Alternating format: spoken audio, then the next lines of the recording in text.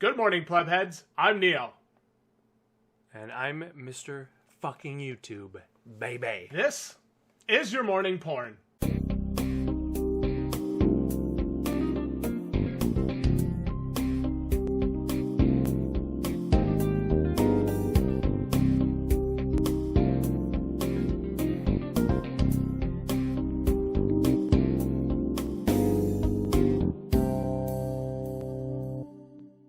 Today's episode, Cyberpunk 2077 delayed again. Mr. YouTube, bit of news today from CD Projekt Red. Cyberpunk 2077 has in fact been delayed from September 17th to November 19th. But why? Let's read. This comes from their Twitter account earlier today. We have decided to move the launch of Cyberpunk 2077 from September 17th to November 19th. Those of you who are familiar with the way we make games know that we won't ship something which is not ready. Ready when it's done is not just a phrase we say because it sounds right. It's something we live by, even when we know we'll take the heat for it.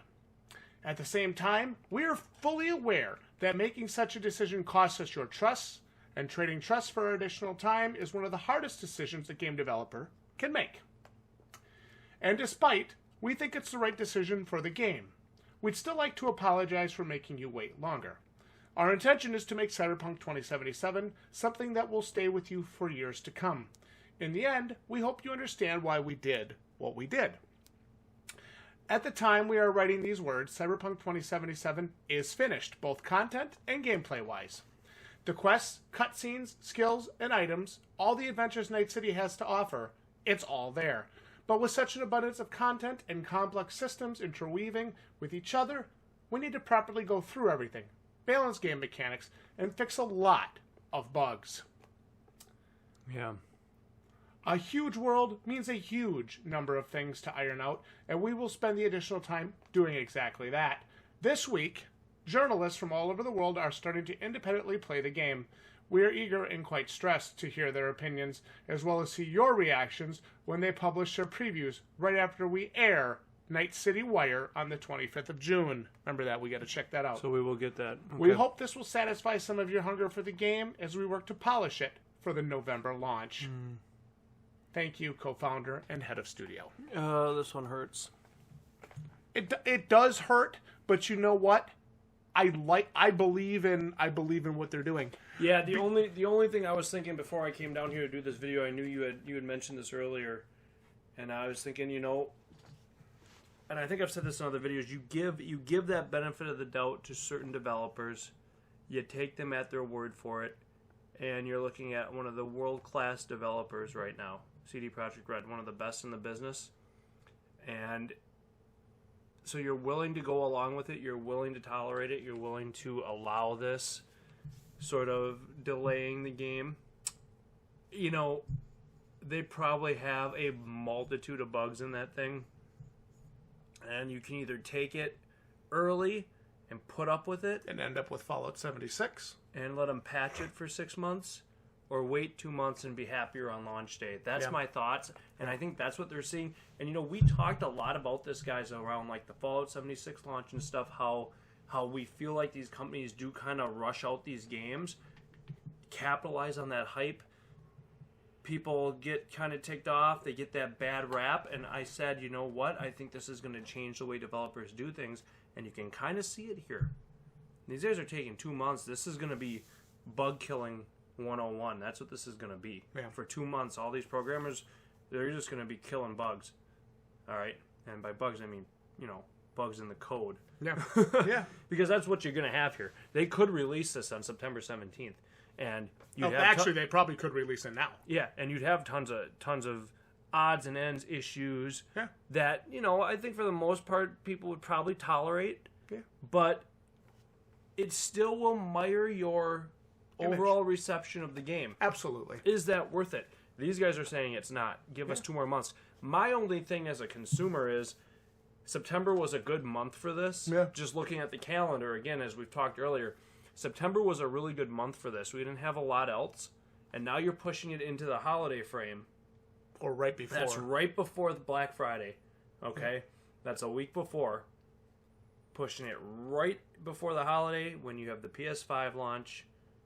Does this get a little bit overshadowed, or you're going to have two competing Goliaths right now? If they're both going to launch, obviously if PlayStation 5 is going to launch holiday 2020, they want it out by Black Friday. That's my thought. Yeah. So you're going to have quite a bit of big guns coming out at the same time, competing for dollars. My only thought here on the positive is, if they're thinking, well, the people that are buying PS5 are going to get a PS5 game, the people that don't need something for PS4. Mm-hmm. We'd have the market, basically. Yeah.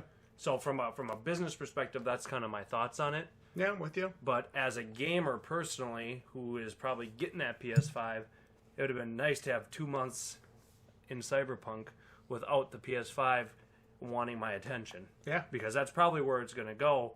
And one thing I hate, and I talk about this a lot, I hate having big 2 or 3 or 4 big games at once.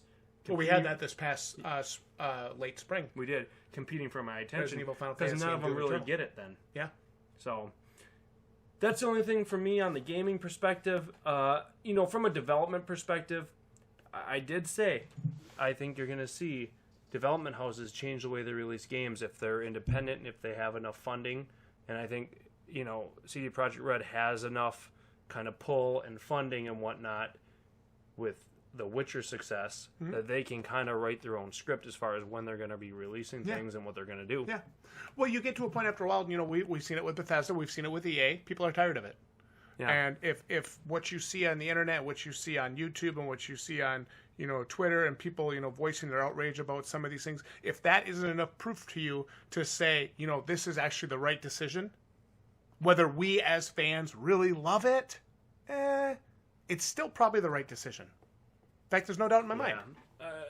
If you want your products to be remembered for quality, you have to put that extra polishing touch. It's like getting a well-painted item, a quality painted item, versus something that maybe didn't get that second coat, that second undercoat, right? No, you're totally right. Or, getting a car that's got the upgraded stuff all in the right places versus the base model without any additional touches. That's the honest truth. And sure, you can do it aftermarket, and you can fix one thing at a time. Yeah. Keep bringing the car back to the shop, right? Yeah.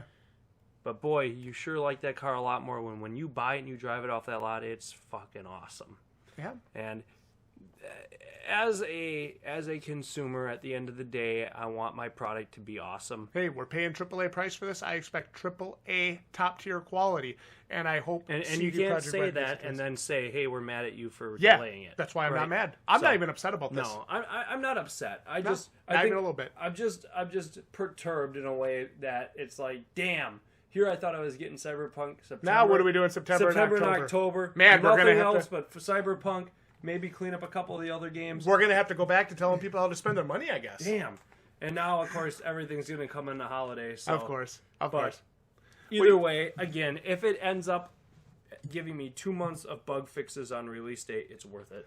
I'll be interested, Mr. YouTube, to see what some of the plebs are thinking about CD Projekt Red's most recent delay of Cyberpunk from September 17th to November 19th.